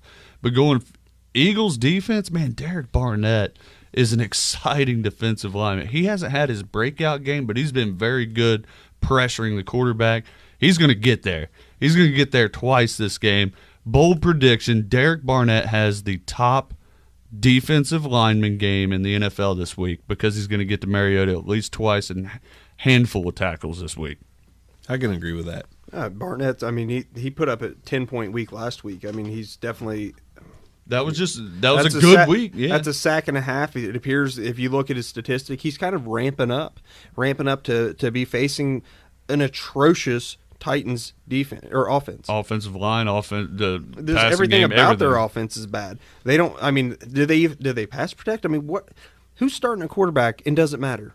It doesn't matter. Not at all. Derek Barnett's going to get there in the middle. In the linebackers, Jordan Hicks going to knock down whoever's running the ball right at him. He's going to have some tackle opportunities there. Defensive secondary, Malcolm Jenkins, solid play, week in, week out. Nothing overly exciting there, but you could play Malcolm Jenkins. And then you've already ran down the Titans at defense arms. But I think to sum it up, you play the defenses on both sides, and you don't play either offense except Ertz. Ertz, maybe Aguilar as a wide receiver 3 play. I love Clement as a flex. Definitely as a flex. Oof. I go way away from Clement. Eagles winning a squeaker. We haven't been calling the game so far. Let's call the game. He called the last one. Oh, okay. I didn't mean to. Let's call the games. It's okay. Let's call the games then, so we can recap them later. We might be able to call them at the end. Yeah, we'll run them down, baby. Run them down. Browns, Raiders. I'll be your host host with the most. Thanks, Nick. So Jordy last week looked like Jordy. Looked like old Jordy. Looked like old Jordy, but he also looked like an old Jordy too. I don't know, man. I'm still not sold on the Raiders winning right now. I don't think they figured it out, man. Win 2 for the Browns. Win 2 for the Browns right here. Baker Mayfield's going to have himself a game. Oh, yeah. I think Baker's going to go 250 and 3 touchdowns, man. I'm with you. One of them's going to be on the ground, but dude's electric, and it's been 10 days since I've seen him play. Give me some Baker Mayfield. I need him, man. It's been 7 days since. So Jarvis Landry right now, remember that? number 9 in fantasy production. But the play this week, Antonio Callaway. He was open several times last week before Baker came into the game. He's going to be open. That is not a good Raiders defense. I look for Landry to finally get into the end zone this week. I think Callaway gets in the end zone this week, and it wouldn't surprise me if Callaway went over 100 yards this week as well. The old gut is telling me Rashard Higgins is the guy this week. Please not don't. Callaway. Oh, God. Just play Jarvis Landry with confidence. The Baker old gut. Baker Mayfield's instantly startable, and look who is at running back being productive in 2018. It's Carlos Hyde, man. Carlos Hyde's probably going to go for near 100 this week, and near 100 and probably a touchdown. I agree. I think he's a very safe play this week. Right around top 10 right now, and I think you play him again. He's coming off a hot 2-score game. Give me 2 scores again for Carlos Hyde. That makes 5 touchdowns for the Browns. I'm in a singing mood. I want to say, give me 2 scores, miss. That's 35 points last time I checked. It is. 35-17. Give me the Yes. Browns in a big one. They get hot and go on a little run, baby. I think it ends up being a little bit closer than that. I'm going to on the defensive side for the Browns, Myles Garrett putting together a monstrous year. Right now, he's the number 2 defensive end. Oh, yeah. Love that dude. He's just killing it. Larry Ogunjobi playing top 5 defensive line football right now. He's having a great year. That Browns, don't look now. That's a mention of the show. good defense. That defense has kept him in games. Guess what they have now? A quarterback he is that rah-rah guy. He has the moxie. He is not afraid to make the big throw. It's not like it's just a check down. I'm going to throw it underneath the Jarvis Landry. I'm going to try to chip it over Force Jarvis feed it, Landry. yep. He will throw it downfield. He showed zip. Yeah. The most important thing Baker Mayfield does for this offense is he can get them a lead. Can we real quickly call this the anniversary of the first time we ever said Ogunjinga? Or whatever. Ogunjobi. Ogun playing Jenga. Ogunjobi. But first mention, we didn't know this guy until Yeah. we can get back to Baker, but we have never said that guy's name. I don't think any of us knew he existed until boom, top 5 lineman. I was going to say, and right now, I want to say that he's got 3 sacks so far this year as well. And I mean, that's right up there with the league leaders in sacks. You know what? He's going to get another one this week. Derek Carr's not looking good. He's putting up a lot of yards. He's just not putting anything into the end zone. And I'm sorry, tell me about your before anyone else, Baker. Baker? I'm fine on Baker. What are you talking about? I interrupted you. You were on Your Baker's. bay. You were on Baker's back, riding him like a pony. No, I was leading into the linebackers. Baker Mayfield gets them a lead. Baker Mayfield gets the Browns a lead. That defense is going to protect it. Joe Scherbert's been good all year. Christian Kirksey is going to play this week. He practiced all week after being out the last 2. He's going to feast. Jabril Peppers been extremely serviceable this year. I think he's going to have a good game this week against Raiders. Expect him to pick Carr off one time. Give me one time on Jabril Peppers. That would match his college production of interceptions. I'm just going to call it. I will tell you, the cornerback play this week, Denzel Ward, I'll bet he comes away with 2 of them this week. I mean, he's a shutdown corner, but Derek Carr throws 2 picks a game. They might as well both be to Denzel Ward. I mean, to me, on that defensive in that backfield, the play this week is Denzel Ward. I think that matching up with either Amari Cooper, several past defenses, he'll get credit for some of them that Cooper just drops. Because Cooper's freaking terrible. He's got 13 receptions and he had 10 in one game. I mean, this is a rough year to be a Raiders fan. 22 targets, 13 bobbles, and 8 catches. Yes. I don't know if that math works, but I'm gonna go with Rashard Higgins on the defensive side for the Browns. No, not really. You're all about Higgins. The Higgins. It doesn't matter what. I think Rashard Higgins gets 4 sacks today. I just like him. I just want to play him. But hey, let's talk a little Marshawn, man. Marshawn's been good. I know you don't like him because for some reason you just don't. Why don't you like Marshawn Lynch? He gets the ball, he gets it in the end zone. Marshawn Lynch keeps us from drafting an actual running back. That's fair from an NFL standpoint, but fantasy-wise, why don't you like the number 13 overall running back? Because he keeps us from drafting a running back. So that's totally fandom there. It really, I mean, yes, I got it. Better. I do truly think that Jalen Richard is the best running back from a dynamic standpoint on that team. Hey, I agree 100%. Dynamic, yes. But Marshawn's still getting 65, 70 yards and a touchdown every game. He needs more carries. It comes down to that. I mean, he's getting a touchdown a game, and if he keeps doing it, the Raiders score 7 to 10 points a game. Yeah. I mean, move it down the field and create a turnover. That's you don't see a whole lot of offenses. Just turn it over, baby. Yeah. I mean, the Raiders create turnovers on offense. I don't know how it is. I will tell you, if you have a league that's that rewards a lot in points for yardage. I think both quarterbacks actually put up a ton of yardage this week. I'm playing Derek Carr particularly in those high yardage rewards type leagues. I don't think he's going to have 3 touchdowns. I think Amari Cooper's going to have a little bit of a bounce back. He's not going to get 10 catches on 10 targets because that's fluky. He drops too many balls a game to ever do that. It blew my mind when he did that. Jordy Nelson had like 8 catches for 165 yards or something crazy like that last week. I mean, the Raiders have decent receivers. They're just very decent. They're decent. They're not good. They have a decent running. They have a decent court. It's just a bad offense. When you have decency everywhere, it's a bad NFL offense. I'm going to tell you the sit. Do not play Jared Cook. Stop being fooled by that 180 yard week. I'm going back with Cook this week. Jared Cook has 18 catches for 260 yards, no touchdowns.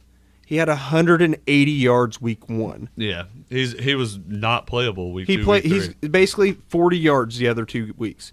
That's terrible. We've seen this before out of Jared Cook. He's going to be inconsistent. I'm just steering completely away from him. I will play Marshawn, particularly if he's cheap in DFS. I mean, he's probably going to get you a touchdown, 65 yards, another 30 yards in the air with 2 or 3 receptions. I'll take it week in, week out. I got to go back to your David Carr play. I'm not playing Derek Carr. Derek Carr. That's how great he is. I still think he's his brother. You can't put Derek Carr and his 15 points on the field this week unless your only option is Dak and his 7. You cannot do it. Don't play Derek Carr this week. Listen, I'm saying in a high yardage rewarding league, I can see him getting over 350 yards passing. That's my point. I don't think he gets 3 touchdowns. High yardage rewardage. Dude, I play in the leagues that are way overcompensating on quarterbacks for yardage. I got you. Any way to get Derek Carr in there, we'll get him in there. Arms is going to play him somehow, some way. Play Derek Carr. Play Derek Carr. Hate me later. His efficiency between 1 to 5 yards downfield is tops in the league. Absolutely. Gotta play him. Additionally, if you play in a league that rewards positive points for interceptions, Derek Carr's your play. Week in, week out. I mean, he's on par with Dak, isn't he? I mean, if you're getting 4 points a pop on interceptions, man, he's probably a top 5 guy at this point. I can't wait. I cannot wait till Dak Prescott gets benched. Everything the quarterback does is positive. We need to create a league like positive that. Points for lost yards. All right, I'll say it. Derek Carr is the new Eli Manning, but with less touchdowns. Oh Lord! All right, let's move on. I recant my previous statement. Bench Derek Carr. He sucks. He's still better than Dak, but he sucks. God, they're so bad. Thank you for admitting it. I admitted it midweek. Dak's terrible. All jokes aside, yardage wise, he's like top 5 in the league. Oh, here we go. Back to defend. All right. Anyway, Seahawks Cardinals is the next game on the docket. Let's do it. Kick it to me. Knit. What do you think? Does Doug Baldwin play this week? And if he does, will his mother be happy with the way he played the game? I like Doug Baldwin. When he's on the field, he's a competitor, and he also has him and Russ lock eyes weirdly, and Russ just throws him the ball. They got this weird relationship. Play Doug Baldwin in this game. Heck, play Russell Wilson, who's had an off year by Russell Wilson standards. They're both playable. Chris Carson, I am staying away from basically all year long. I'm not a Chris Carson fan. I said it last week, say it again, give you a reminder. Trade him. Trade him if you can get something out of him. Yeah. Not a Chris Carson fan. Flip it over to Arizona. Big game. Deal him. Sorry, hit the mic. Yeah, flipping over Arizona Cardinals, Josh Rosen, stay away. David Johnson, man, you paid for him again, 2nd week in a row. You should have traded him last week, like you said. Yep. Listen, crazy thing is, in PPR leagues, David Johnson is still highly playable. He's putting up – him and Kareem Hunt are sadly still playable. They're just not top tier. No. Like, you have to start them. I mean, David Johnson in our league format is giving you 17 points a game. You have to start him. Last week. But the cost on David Johnson, he keeps like just being like slightly less efficient. In DFS, his price keeps falling down.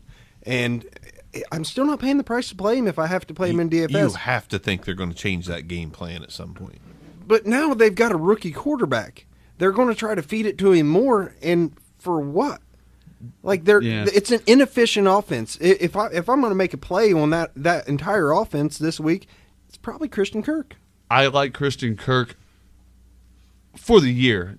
This is going to be a brutal game for the Cardinals. I think it's going to be another disaster. Seahawks looked really good on defense last week.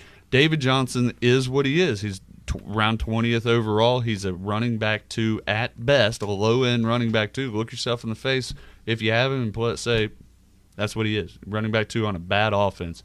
Seattle Seahawks offense, not going to jump back in that. I do like Russ. I do like Doug Baldwin. On the defensive side, McDougal's still putting up a monstrous year. Earl Thomas performing a hold in. 2 picks last week. Yeah, but what is he doing? He's not practicing. He's like, oh, I'm something's wrong, and then he plays game time. Earl Thomas is trying to get himself traded, and it's going to work. It may not work this week, but I would say Earl Thomas is not on that team by the trade deadline. Frank Clark actually having a fairly decent year from a defensive end standpoint. Chuck Clark's brother. Yeah, Chuck Clark's brother, and Frank, the one trying to sell you cards. Frank, he's a fine defensive line play, so I do like him there. Once again, I believe KJ Wright is out, and Wagner's questionable, and it doesn't look like he's going to play last I saw. Shaquem Griffin becomes a play? I don't think he's a deep, play. He's deep. playing, but he's a play. I'm going to go back to the Cardinals are just going to be overwhelmed on offense and not have a whole lot of time of possession, not have a whole lot of plays to give the Seattle Seahawks defense a lot of opportunity. The only play that I really, really love on either side of the ball is just Chandler Jones. Chandler Jones is going to get to Russell Wilson once. Russ is going to take his sacks, one of the best at escaping the pocket, but he's going to take his sacks. Chandler Jones I like. Other than that, Deion Buchanan, play him if you got him. Buda Baker's my other dude. Dude, Buda's putting up a monstrous year. He's one of the top defensive backs out there right now. Buchanan is not, however, doing a lot. Your boy, Amanda Bynes' brother, Josh. I knew that was coming. He's actually also putting up a top 10 year so far, so that's definitely a great play on the Arizona side as well. Ugly game, though. I tell Ugly you, game, yeah. I'm staying completely away from Fitz right now as well. Yeah, until we see something otherwise. Father Time may have caught up with Larry Fitzgerald. A bad quarterback plays caught up to him quicker, though. Right. Atrocious quarterback play, but I think anybody's better than Sam Bradford, but Josh Rosen, I want to see him have a connection with somebody before I'm trusting Larry Fitzgerald. Bang. Boom. All right. So, Saints-Giants. We've got Eli versus Drew Brees. What was once a battle of the top quarterbacks in the league, now it's just one of them. Drew Brees still a top quarterback. Eli Manning. I like Eli Manning. I always needs have, but to let be me tell you benched. something. When was he ever a top quarterback in the league? Other than the playoffs, pretty much never. Come on, man. However, We're talking Super Bowl winning pedigree. You know, Eli Manning's not a small name. He's regressed quicker than most. But I mean, Eli Manning has won a couple Super Bowls. He was a big deal, a handful of years ago, and somehow Drew Brees still a big deal. Like Drew Brees is back to Drew Brees. He's maintained. He also has the top wideout in the league in Michael Thomas and the best pass-catching, dual-threat running back in Alvin Kamara. Drew Brees is a little blessed, but he's also still performing at a very high level. Getting back over to Eli in that offense, if you're going to make a play, if you're going to be good and show what you can do, it's against the Saints. Saints score quick, and they got a bad defense. Eli is a borderline play in deeper leagues, but Saquon is going to have a good game. Odell's going to have a good game. Evan Ingram is out.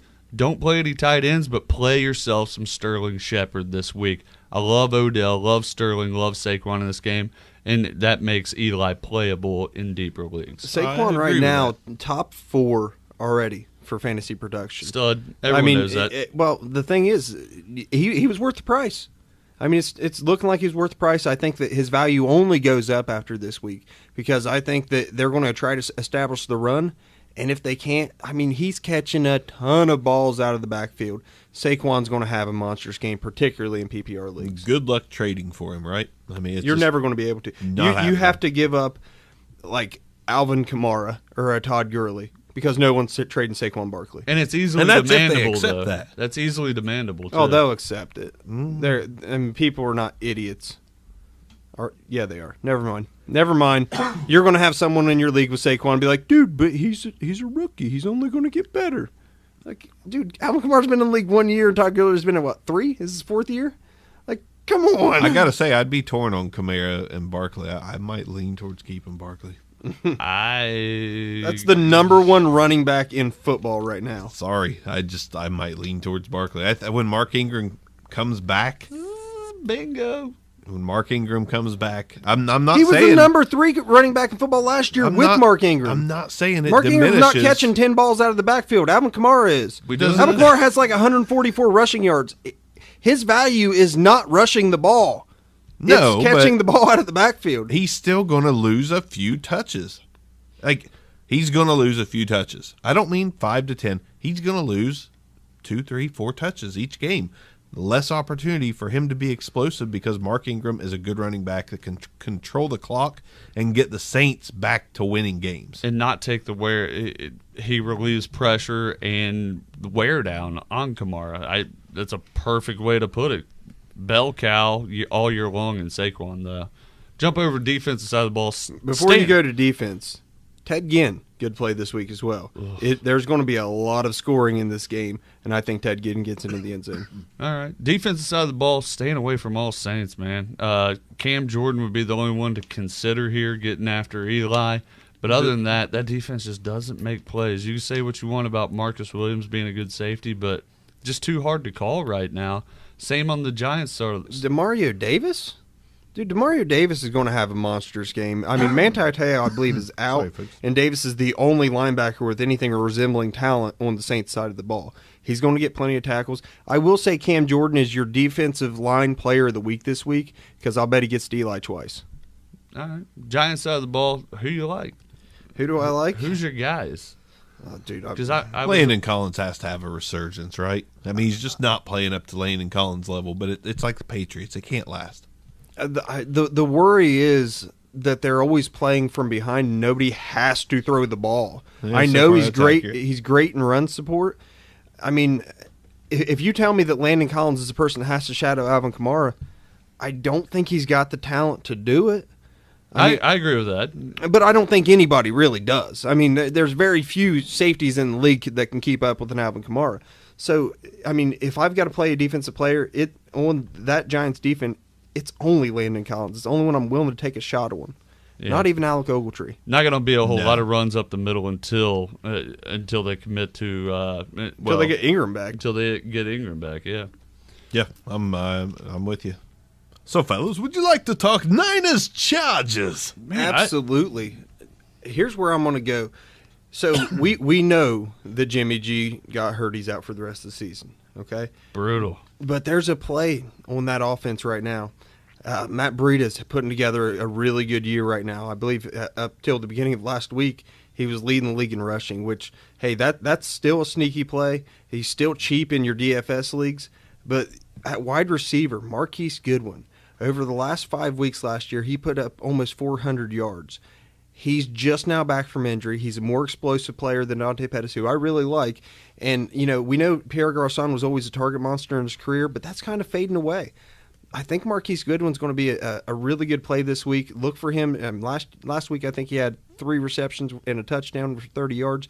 But this week, look for him to emerge with a few more targets and do something with it. The problem there is C.J. Beathard. I'm so scared of the Jimmy G replacement, and I'm scared for Matt Breida too. This seems like a lost year for the Niners. The Chargers are an improved offense. They're an improved team for sure.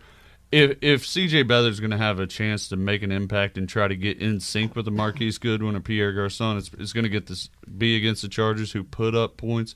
But I'm scared for the offense as a whole year long. Matt Breida's going to have his opportunities this week. I agree with the DFS play. But on to the Chargers offense. We're talking pre-show. Mike Williams is leading Keenan Allen right now, and I think it's going to continue. He is a touchdown monster. I said it in the offseason. I said Keenan Allen had a fluky year. He had a great year last year, but it was a little fluky. They spent that high, I think, 7th overall pick on Mike Williams, and he was worth it. He's showing it. Mike Williams might be the best receiver on that team right now. It's sadly looking that play. If you paid for Keenan Allen, you're disappointed. And if you were lucky enough to have Mike Williams, draft Mike Williams, you are more than happy. You're no longer scared. As a Mike Williams owner, I was scared to put him in. I said I had Alshon. I was playing Mike Williams in his place. I was like, don't know what I'm going to get. Absolutely more than content. Extremely excited about Mike Williams going forward. He's going to play over Larry Fitzgerald once Alshon Jeffrey gets back. I love him.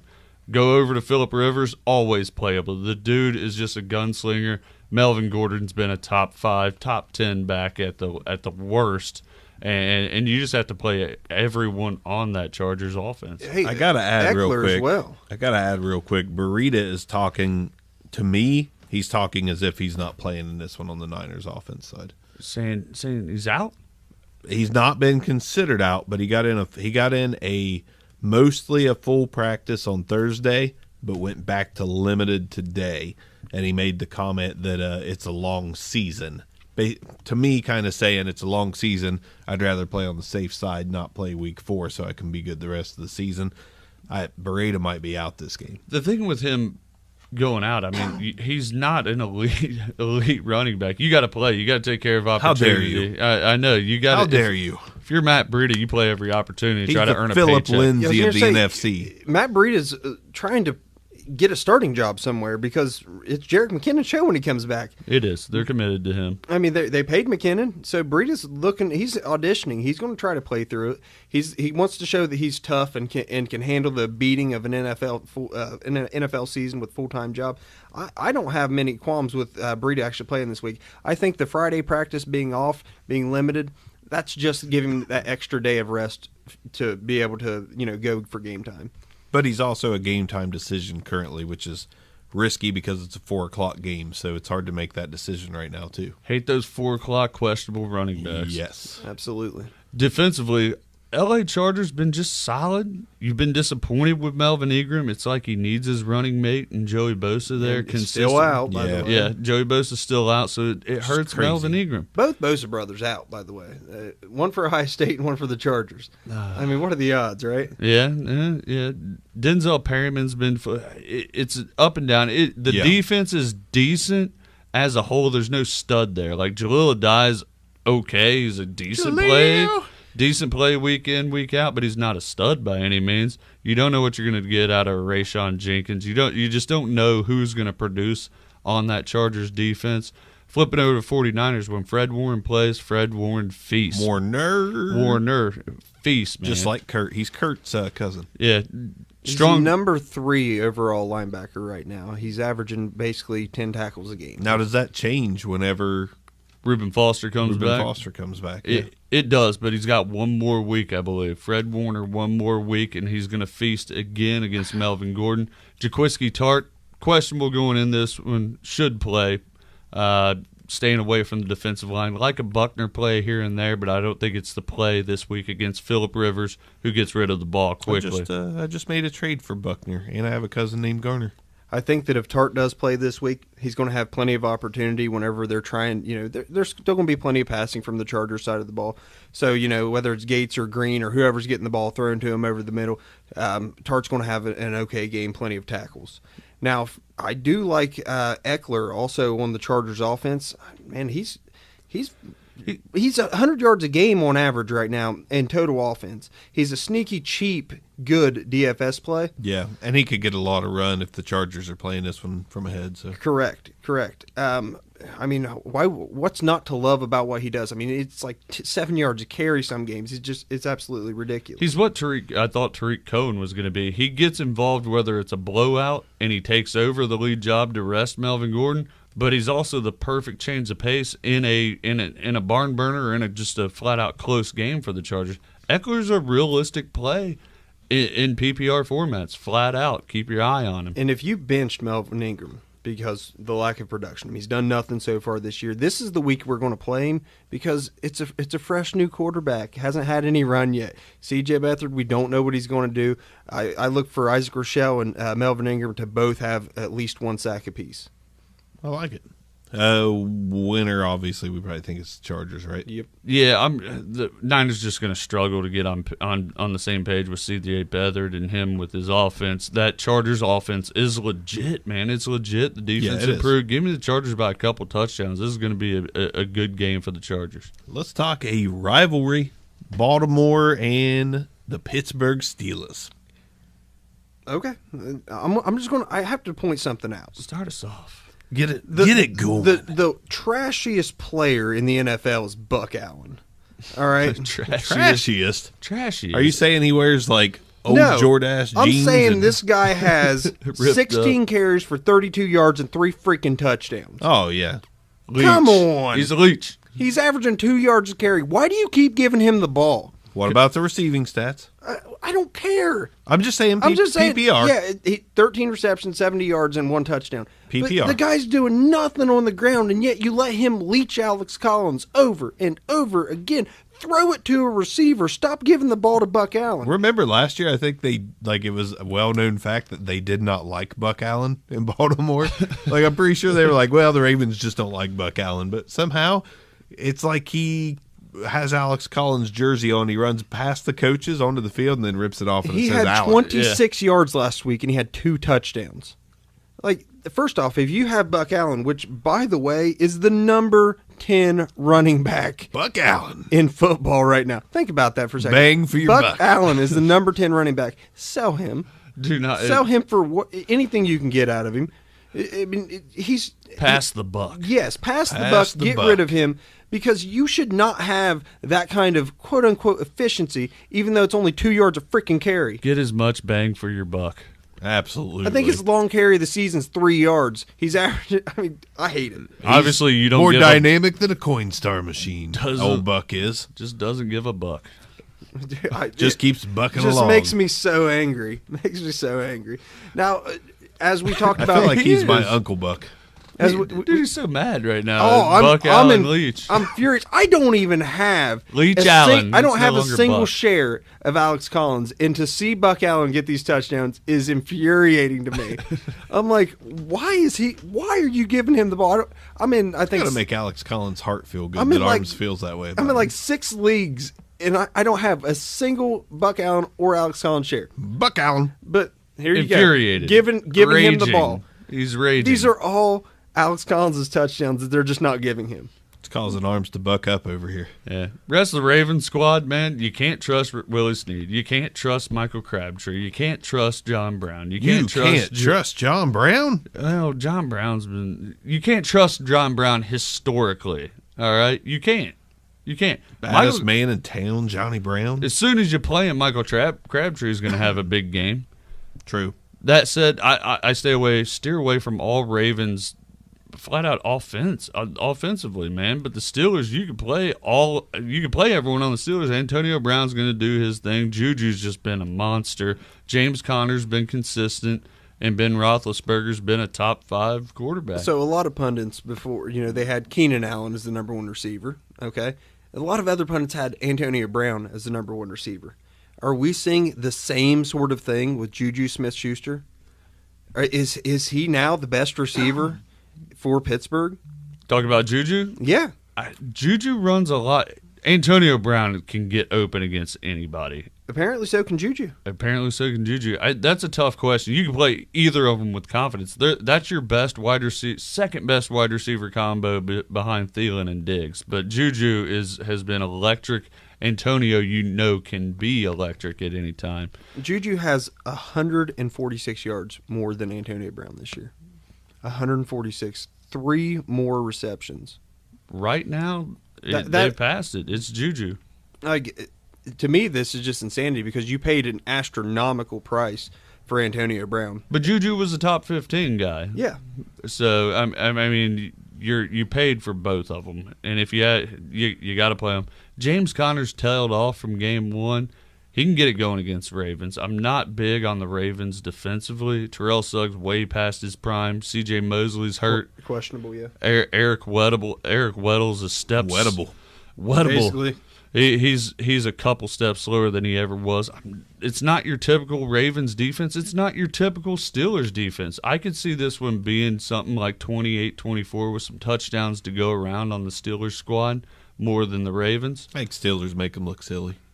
Think it's going to be a blowout? I do. I think it's going to be like a Steelers 32-15. Well, where I was going with that, as bad as the Ravens' defense are, the Steelers might have a worse defense. They got a little bit more star power, like T.J. Watt's a stud. Bud Dupree.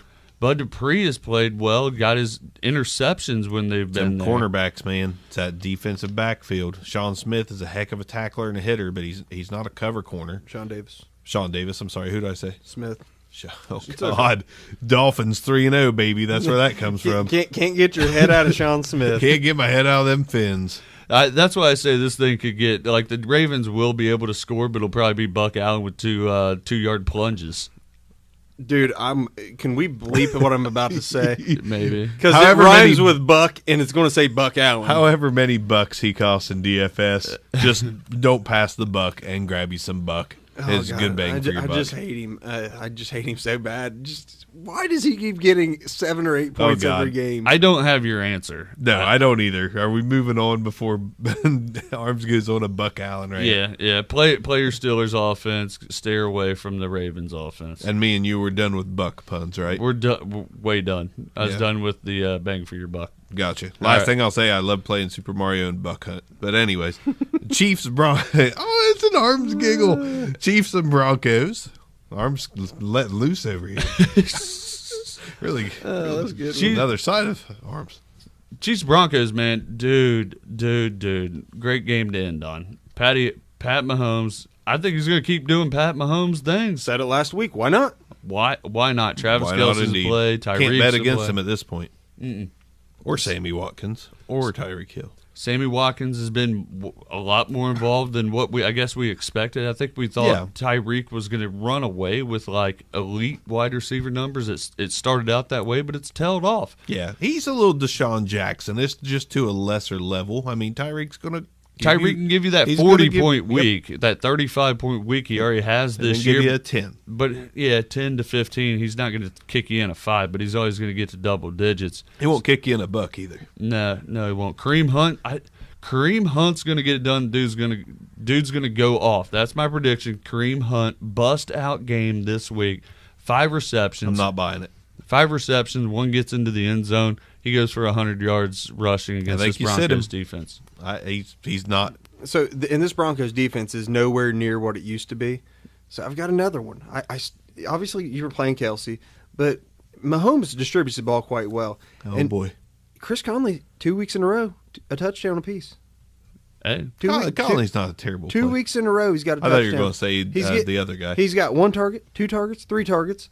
And he caught 1 ball, 2 balls, 2 balls, and last 2 he's had touchdowns. I mean, they're looking at him in the red zone. He's 6'3". He's the biggest of those receivers outside of Kelsey, of course.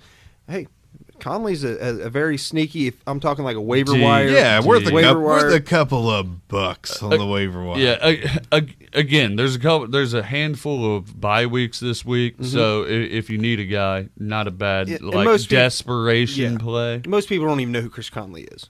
Yeah, I mean, if definitely a waiver wire, and if you've got like a Julian Edelman, and you still have, you're just waiting on Alshon. Does he have a better game than Alshon coming back?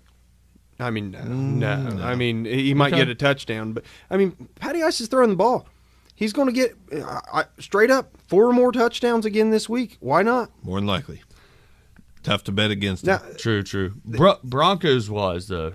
Dude, this is a pretty good offense outside of Case Keenum. Like, Emmanuel Sanders is looking legit. He's a top 10 receiver. I think that's because of Case. Not saying Case is good, but Case is locked on to Emmanuel Sanders, and that's part of their problem. Watching these games, Emmanuel Sanders is involved on jet sweeps, inside shovels, screens, things like that. They're getting the ball to Emmanuel Sanders regardless of who the quarterback is. Case Keenum, is he locked onto him? He has to be in a jet sweep. But they need to get the ball to some of their playmakers. Emmanuel Sanders is a very safe possession receiver. You have Cortland Sutton and Demaryius Thomas that you need to be targeting deep more and trying to get more involved in the offense. You can't just Jarvis Landry, teams to death. Landry's a better player than Sanders, don't get me wrong, but you can't just, pull a Miami Dolphins, Jarvis Landry, dink and dunk Emmanuel Sanders. You have to take your shots, and right now the Broncos aren't taking their shots. Because they don't have the quarterback to do it. Exactly. Yep. That's what I'm saying. Emmanuel Sanders, he is legit, man. I think he hangs around the top 10 all year long. Oh, yeah. He's a great player the rest of the year. He's a great player the rest of the year because of that reason. They don't have the quarterback to throw it 40, 50 yards downfield. Looking at the Broncos running backs, Phillip Lindsay gets an early TKO. He's ejected early for fighting.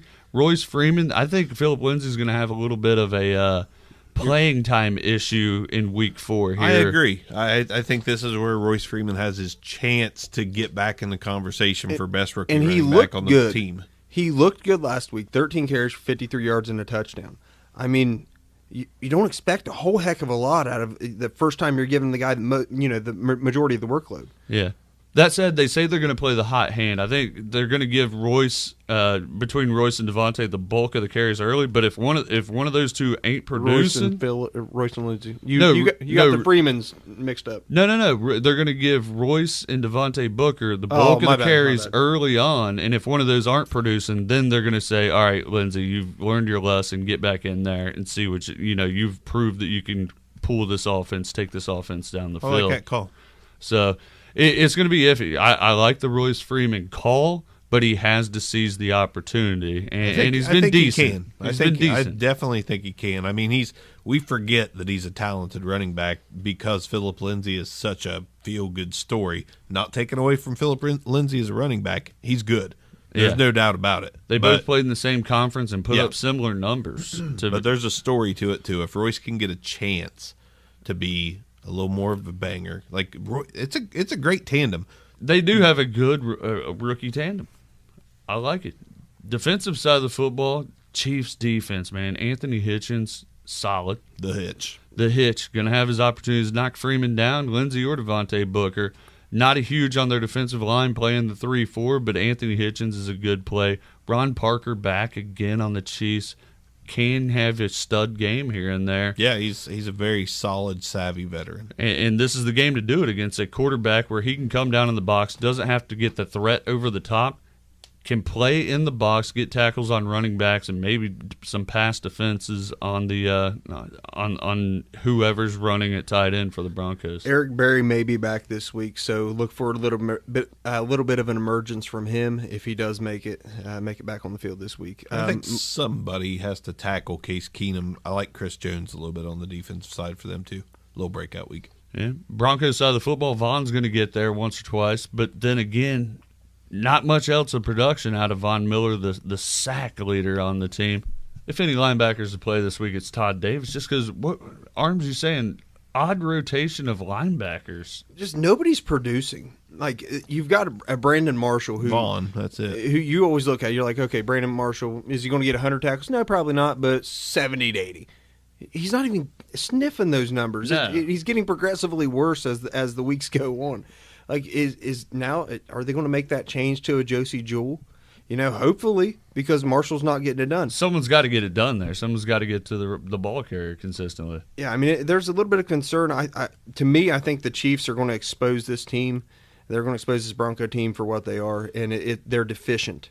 They are deficient on defense. Void of talent all over, other than Von Miller. Justin Simmons is a top 15 safety, but then again, he can't cover that entire receiving core of the Chiefs. And frankly, I think he runs around confused most of the game and misses some tackle opportunities. My overall projection IDP-wise for Justin Simmons. I'll tell you what, there's a guy we forget about in Denver, and he's not getting any run or any play, but you never know. Shane Ray is a part of that funky rotation. High draft pick, sack possibility out of a linebacker. I'm just bringing his name up for the sake of, he does have a sack, maybe, But it seems like they've already moved on with Bradley Chubb. I agree, they have. He's very Von Miller-like in the way he plays. He's just not Von Miller. Yeah. By no means am I saying a play. Shane Ray came to mind because nobody's stepping up. And it could be one of those things where you get a oddball, mid-season pickup like a Pollard Hayes last year for the Chargers. Like, nobody knew who Nobody he was. thought he would be in the conversation. But he could stuff the run out of a 3-4. Right. So, I mean, it's just a little addition. Watch every linebacker in Denver. Don't play any of them, but watch them to see who may emerge besides Von Miller down the road. All right, you guys ready to go down the games and pick the winners? Dang, this is what I've been waiting for. It's what I've waited It's the only reason I came. Week 4, winners and losers. Week 4 pick'ems with arms. Who you got? Okay. All right. Texans, Colts, baby. Texans. Texans. I'll go Texans across the board. I like that offense getting back on track. Bills, Packers. Easy. Packers. Packers. Bills. No, don't do it. He made his call. We move on. Bears, Bucks. My money's on the defense in this one. The Bears have been dominating defensively and harassing quarterbacks. Fitzpatrick looks bad under pressure and good when he's got a clean pocket. He ain't going to have a clean pocket this game. Give me the Bears. That defense is good, but so is that offense. I can't say the same for the Bears. Give me the Bucks. I'm going to go with the Bucks. I think they come out angry with what happened last week, and they put up an explosive offensive week. Dolphins, Patriots. We know where you're going, Nick. Dolphins, baby. I like the Dolphins in the upset. The Patriots are going to get it together week 5 and on, but it's the Dolphins' time to steal one in Gillette Stadium. I'm hedging a bet here. If Josh Gordon plays this game and starts, the Patriots win. Otherwise, Dolphins. Gotta say, every year I have a cursing holiday, and that holiday is both of the Dolphins and Patriots games. I will be cursing tomorrow. The Patriots will win. Lions, Cowboys. Lions going away. Lions far and away. No, I'm going Cowboys here. I actually You would. No, better 'cause defense. Again, I'm going to shade the defensively. Like the Lions are a good offense. They're a good offense, but their defense is pathetic. The Cowboys have Zeke Elliott, man. They can control the clock. I really like the Cowboys. It didn't help last week. That's coming from a Zeke guy. I mean, he ate 120-some yards last week, and they still got killed. Bengals, Falcons. Nick, very interested in that one. Yeah, no, I'm going to go with my boys. The Bengals are going to get it done down in hot Atlanta. Shootout again. In the end, I think the combination of AJ Green, Tyler Boyd are going to get it done. Just enough Gio Bernard to control some clock in the end. I know he's not a ball control back, but I think he can play that way against a wounded Falcons defense. Give me the Bengals. I think I like Tevin Coleman more than Gio Bernard, and if you told me I could have two receivers, A.J. Green and Tyler Boyd, or Julio and Calvin, I'd take Julio and Calvin. Give me the Falcons. Falcons, exact same reasons. I look at defense too much, apparently. Well, Falcons' defense is terrible, but I don't think the Bengals' defense is that great either. Correct. I think they're solid defensive line. I give the Falcons the slight edge of the more powerful offense, but it could go either way. It's definitely And the debatable. high-powered pass rusher. Jets, Jags. Give me the Jags. Jags get back on track. Blake Bortles is going to be a little bit better. Can't go away from my call earlier. Give me Sam Darnold with the Jets. Give me the Jags, and they might win by 3 touchdowns. Eagles, Titans. Eagles are going to stay on it. Titans are going to frustrate the heck out of them, but in the end, Eagles are going to win a low-scoring game, 20-13. Eagles over Titans, 3-2. Wow, that's a very bold call. I'm going to go Eagles by 10. All right. Browns, Raiders. I already called it. 35 for the Browns, 17 for the Raiders. Give me the Browns by 2 touchdowns plus something. Give me the Browns by a baker's dozen. Give me the Browns. Seahawks, Cardinals. Oh, man. That the Cardinals, again, they're a mess. Give me the Seahawks by 10 at least, man. They're going to go down to Arizona and just whoop some. Yeah. Seahawks by 17. From a skill player standpoint, like I'm looking, one team has a quarterback, the other team has the offensive skill players. That'd be a good outside the quarterback. Yeah. If Russell Wilson went to Arizona, that'd be good. Yeah. But Russell Wilson's a difference maker. Give me Seahawks. Saints and Giants. Give me the Saints. They're hot right now. They're going to continue to score points. I expect the Giants to put up points, but the Saints are just an elite offense. Maybe the elite offense in the league right now. Saints and both running backs finish in the top 5. Give me the Saints in a slaughter by 18. I'm going to say actually it finished 1-2 this week. Talking Barkley Kamara? Yep. All right. Bark and Carr. 49ers, Chargers. Chargers going to get on them early. pedal to the metal. That 49ers offense is, as much as I like Kyle Shanahan, you still have C.J. Beathard. Matt Breida, we talk about him, good in fantasy, not that great of an NFL running back. Chargers by a couple scores. I'm going to say what Nit was trying to say, and the Chargers are going to whoop them. They're going to whoop them. They're going to whoop them. Give me the Chargers. Chargers. All right, Ravens, By Steelers. 13, by the way. Chargers by 13. Ravens. Ravens, Or Steelers. Ravens, Steelers. I don't like the Ravens. Just Nope. don't. Give me the Steelers. Juju stays hot. Antonio Brown gets hot. James Conner does. Just a nice average game, but it's all about the receiving core for the Steelers. They get it done. Beat the Ravens at home. James Connors has a good game against a returning C.J. Mosley that has to get his legs back under him. Give me some James Conner and the Steelers. Give me the Steelers. All right. Chiefs and the Broncos. Man. This might be the easiest call, even though it shouldn't be. Chiefs by 122 points. Chiefs actually will cover the over. I'm telling you, I like the Broncos. The Chiefs are going to win it. Let me get that out. But I like the Broncos as a team. They don't have that. We already established there isn't a stud on the defense other than Von Miller. That said, Von Miller harasses quarterbacks. I think he can get there and cause some frustration for Pat Holmes. I don't think they have an electric offensive game, but the Chiefs get it done by a touchdown. I think the Chiefs show us what the Broncos are for real. Give me the Chiefs by 74. All right. It's going to be closer than you think. This might be the biggest blowout of the week. I think it has. I love that I'm on the opposite side of this. Like, feels good. I don't know why I took the Bills earlier, so I'm going 24-20. I'm calling it Chiefs 24-20 over the Broncos in a good one on Monday night. Chiefs by 24. Me being real. No 70, whatever I said, but I'm going to go the Chiefs by 3 scores. All right. That does it for this week. Enjoy a weekend of football. We will talk to you guys next time. Here's a word from our sponsor on the way out. Barks out. Good night. Nuts up. You know, ever since I started this podcast, people have been asking me for advice. Usually it's what team to bet on this week. The truth is, I don't know who's going to win. But if you think you know, you got to check out MyBookie. Remember, who you're betting on is just as important as who you're betting with. That's why I always tell people to bet with MyBookie. Trust me, guys, they are your best bet this season. They've been in business for years, have great reviews online, and their mobile site is easy to use. You can lay down some cash and win big today. They have in-game live betting, the most rewarding player perks in the business, and for you fantasy guys out there, you can even bet the over or under on how many fantasy points a player will score each game. So join now, and MyBookie will match your deposit dollar for dollar. Use the promo code ROW, capital R-O-W, to activate the offer. Again, visit MyBookie online today. That's MyBookie, and don't forget to use promo code ROW when creating your account to claim the bonus. You play, you win, you get paid.